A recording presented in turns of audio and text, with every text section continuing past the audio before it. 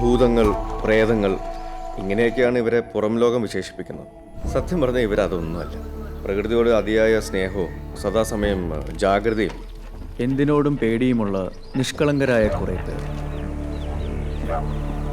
പക്ഷേ നമ്മുടെ ഇടയിൽ കാണുന്ന പല നെഗറ്റീവ്സും ഇവരുടെ ഇടയിലും ഉണ്ട്. ആയുധു, ഭേട്ട, തർലേർ, ഇവരെയാണ് ഇവിടെ ഏറ്റവും കീഴ്ജാതിയായി കണക്കാക്കുന്നത്. അവരാണ് പക്ഷേ ഈ ഗ്രാമത്തിൻ്റെ ഷിയർ എക്സിസ്റ്റൻസ്, ഈ ഗ്രാമത്തിൻ്റെ വിശപ്പകറ്റുന്നവർ. അതാ മീൻ പിടിക്കുന്ന കണ്ടോ, അവരാണ് തർലേർ. നായാട്ട് നടത്തുന്ന ഒരു ഭേട്ട. ഗ്രാമം സംരക്ഷിക്കുന്നതും ഈ ജാതിപ്പെട്ടവരാണ്. ഈ സ്പീക്കേഴ്സിൽ അവരുടെ ശബ്ദം കേൾക്കാം അല്ലേ? അതല്ല ടെക്നോളജി. അവരെ അറിയാതെ ഞാൻ പല സ്ഥലങ്ങളിലും മൈക്രോഫോൺസ് വെച്ചിട്ടുണ്ട്. அவங்க வெப்பன்ஸ்லாம் பார்த்தா ரொம்ப ஆதி காலத்து ஆயுதம் மாதிரி இருக்கு. സാം, അതിന് വെപ്പൺസ് ഇവരിപ്പോഴും ഹണ്ടിങ്ങിന് മാത്രമേ ഉപയോഗിക്കൂ. ഒരു ശത്രു രാജ്യമൊന്നുമില്ലല്ലോ ഇവർക്ക് യുദ്ധം ചെയ്യാൻ. അതുകൊണ്ട് അവരുടെ വെപ്പൺസിനൊന്നും വലിയ മാറ്റം വന്നിട്ടില്ല.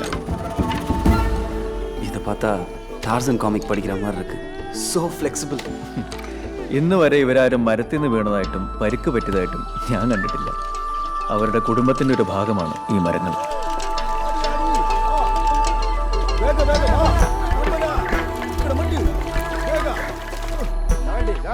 എന്തിനാ അവരതൊക്കെ ബാസ്ക്കറ്റിനുള്ളിലേക്ക് വെക്കണത്? മധു, അതാണ് അതിൻ്റെ ഒരു തമാശ. കെലമതിയിൽ നിന്ന് മധ്യമതിയിലേക്ക് ഭക്ഷണം കൊടുക്കുന്നത്. ഇതാണ് ഞാൻ നേരത്തെ പറഞ്ഞ നെഗറ്റിവിറ്റി. ഇവരും നമ്മളും തമ്മിലുള്ള ഒരു സാമ്യത, ജാതി വ്യത്യാസം. ഈ ഗ്രാമം കണ്ടില്ലേ, 3 ഡിഫറെൻറ്റ് ലെവലുകളായിട്ടാണ്: കെലമതി, മധ്യമതി, മുഖ്യമതി. ഇതുവരെ എല്ലായിടത്തും ഉണ്ടല്ലോ. എവിടെ, ഞാൻ നോക്കട്ടെ. കുഞ്ഞാത്തനും കരിയാത്തനും, ദ ഐസ് ഓഫ് 7000 കണ്ടി. ഞാനിവിടെ വന്ന കാലം തൊട്ട് അവരെന്നെ ഇതേമാതിരി നോക്കിയിരിക്കുക. നിങ്ങൾ വരുമ്പോഴും ചിലപ്പോൾ ഫോളോ ചെയ്തിട്ടുണ്ടാവും.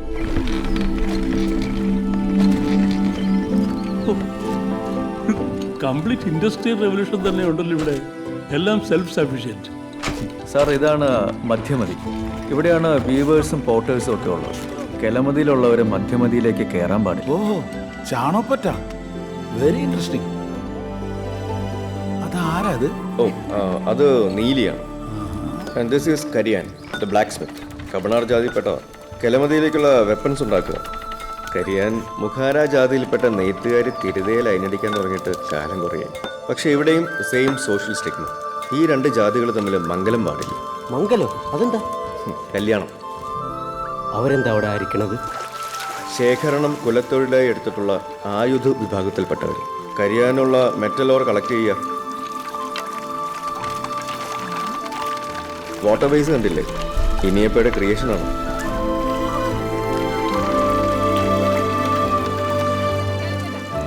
He seems to be an adventure junkie like me.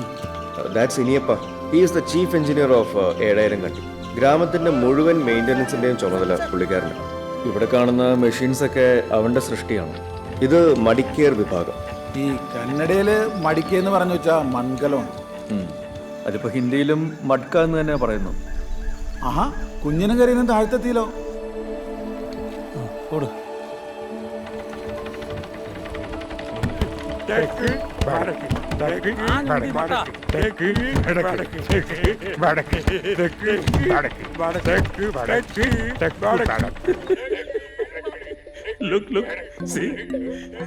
ഇവരാണല്ലേ ഇവിടുത്തെ പൂവാലന്മാര്.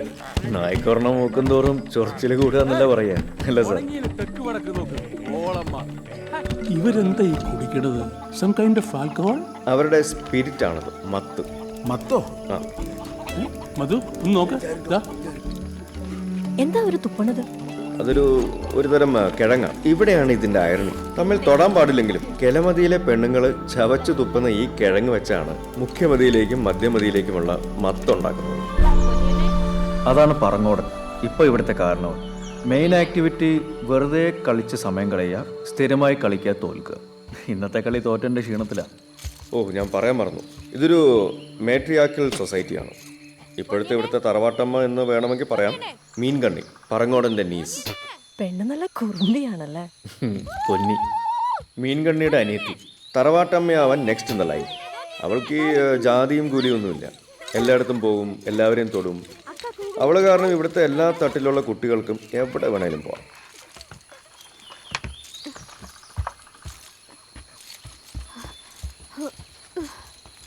എത്ര പറയുന്നു എപ്പോ താത്തിരിക്ക് കാല് പൂത്തു പോവും.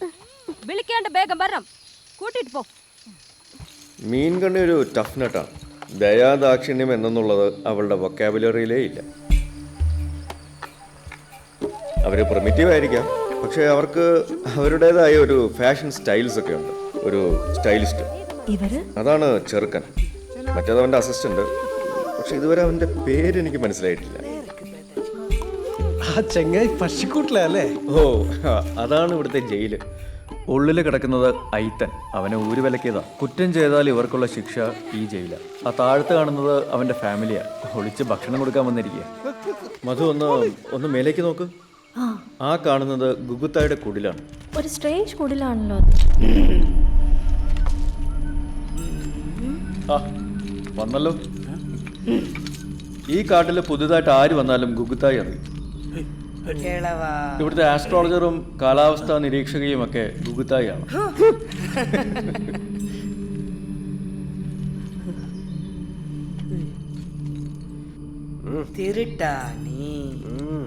She is also the doctor here. ഒരു വിച്ച് ഡോക്ടർ എന്നൊക്കെ വിളിക്കാം.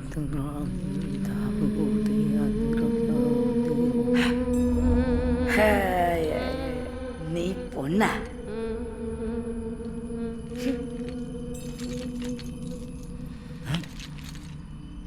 കത്തിയ കൊരങ്ക.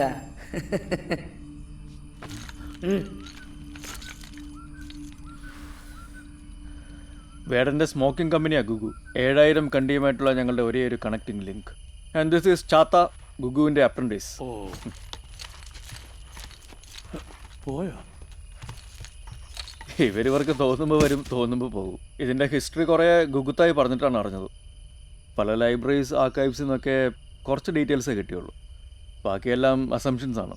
ഇങ്ങനെ ഒരു ഗ്രാമം ഉള്ളത് പബ്ലിക് ആക്കിക്കൂടെ? ഞാനത് പറഞ്ഞാൽ പ്രസ് വരും, ടൂറിസം ആവും, എല്ലാം ഒരു മോക്കറിയാവും. 7000 കണ്ടിയുടെ വേ ഓഫ് ലിവിങ് തന്നെ നശിച്ചു പോകും. ഈ എൻവയറമെന്റൽ പ്രൊട്ടക്ഷൻ ഫോഴ്സിനെ സമീപിച്ചിട്ടുണ്ടോ? എല്ലാം നോക്കി. കേരളത്തിലെയും തമിഴ്നാട്ടിലെയും കർണാടകയിലെയും എൻവയോൺമെൻറ്റ് ഡിപ്പാർട്ട്മെൻറ്റുകളിലും ഡിപ്പാർട്ട്മെൻറ്റ് സെക്രട്ടറീസിൻ്റെ അടുത്തൊക്കെ ഞാൻ കയറി ഇറങ്ങി. കൈക്കൂലി കുറേ കൊടുത്തു എന്നല്ലാതെ ഒരു ഫലവും ഉണ്ടായില്ല. എവിടെ ചെന്നാലും അവരുടെ ബ്യൂറോക്രസി, അവരുടേതായിട്ടുള്ള റീസണിങ്സ്. എൻവയോൺമെൻറ്റ് ഡിപ്പാർട്ട്മെൻറ്റ് എന്ന പേരേ ഉള്ളൂ. They are the least bother.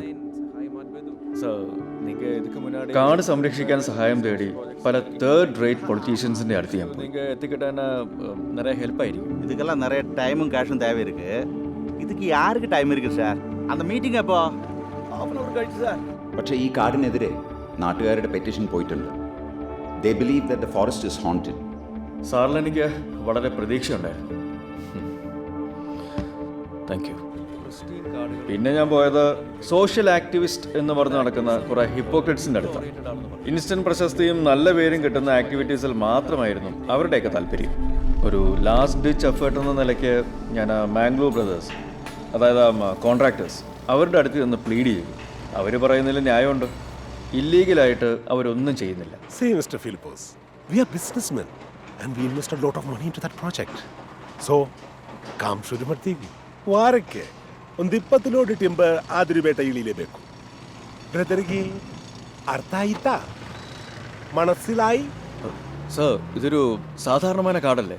It's a reserve forest and it should be protected. ಹಾಗಾಗಿ ಇಂದ ಗ್ರೀನ್ ಟ್ರಿಬ್ಯುನಲ್ಗೆ ಅಬ್ಜೆಕ್ಷನ್ ಏನ್ರಿ ಮಾರಾಯರೆ, ನಿಮ್ಮ ಟ್ರಿಬ್ಯುನಲ್ಗಳು ಎನ್ವಿರಾನ್ ಡಿಪಾರ್ಟ್ಮೆಂಟ್ ಎಲ್ಲ ನಿಮ್ಮ ಪೈಸಾ ಕೊಟ್ಟು ತಿಂದು ನೀ ಜಾಗ ಖಾಲಿ ಮಾಡಪ್ಪ.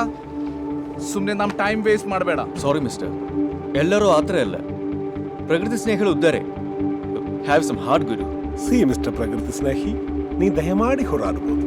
Carry on with your love for nature. ബാക്കി ഞാൻ ദേഖ് ലേംഗെ. ഈ നിരാഹാര സത്യാഗ്രഹം കിടക്കുന്നവരെ സമ്മതിക്കണം. ഞാനും ഒന്ന് കടന്നു നോക്കി. 3-4 ദിവസം പട്ടിണി കടന്നത് മിച്ചം.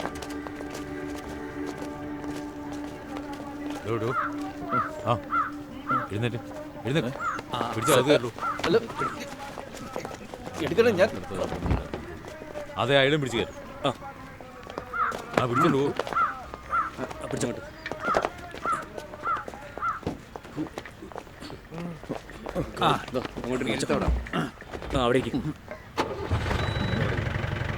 ബാക്കി കഴിച്ചോ. എല്ലാ ശ്രമങ്ങളും പരാജയപ്പെട്ടപ്പോൾ ഒരു ലാസ്റ്റ് അറ്റംപ്റ്റ് ആയിട്ടാണ് നിങ്ങൾക്ക് കത്തെഴുതിയത്. ഒരു ഗാമ്പിൾ ഫോർ മാൻ പവർ. അക്കൗണ്ടിൽ ബാക്കിയുണ്ടായിരുന്ന 1.5 ലക്ഷം രൂപ വെച്ചൊരു കളി. എൻ്റെ ഡയറിയിൽ കുറിച്ചിട്ടിരുന്ന 100 പേർക്ക് കത്തയച്ചു. 50 പേരെയെങ്കിലും പ്രതീക്ഷിച്ചു. I am helpless.